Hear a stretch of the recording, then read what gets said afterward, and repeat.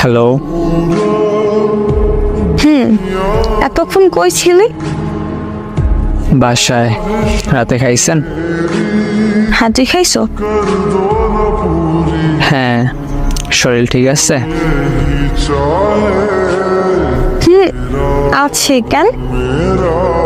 এমনিতেই। আচ্ছা, কেমন আছো? কিছু বলতে চাই, শুধু শুনবেন, উত্তর দেওয়ার দরকার নাই, ঠিক আছে?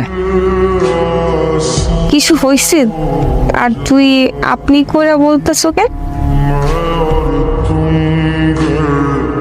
আমি এই সম্পর্কটা এখানেই শেষ করতে চাইতেছি।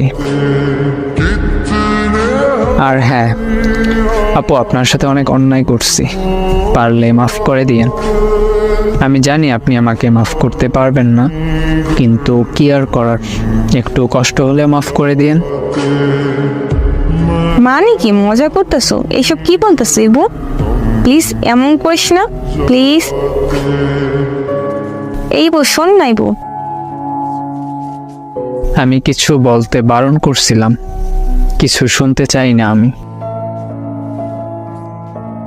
প্লিজ তোর পায়ে পড়ি, প্লিজ এমন করিস না। আমি কি করছি বল? আমি কি করছি ইবু? ভালো লাগে না এই ধরনের কথা। ব্রেকআপ বলছেন, মানে ব্রেকআপ। প্লিজ মরে যাবো, এমন করিস না। মরে গেলে আমার কি? এমন কথা বলা বন্ধ করেন, ব্লক করে দিব কিন্তু। প্লিজ তোর পায়ে পড়ে ছাইড়ে যাস না। তুই তো বলছিলি কখনো ছাইড়ে যাবি না, তাহলে এমন করতেছো কেন?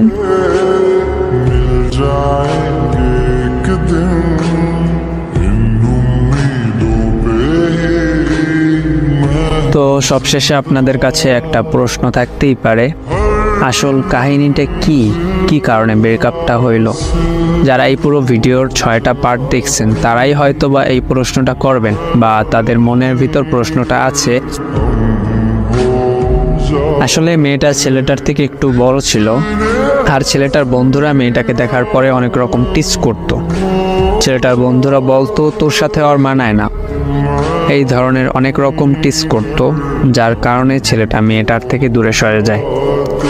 তো ভাই আর বোনেরা যারা সম্পর্কে জড়াবেন, আগে সব কিছু দেখে নেবেন, বড় ছোট, মানায় বা না মানায়, এই সব দিকগুলো দেখে তারপর সম্পর্কে জড়াবেন।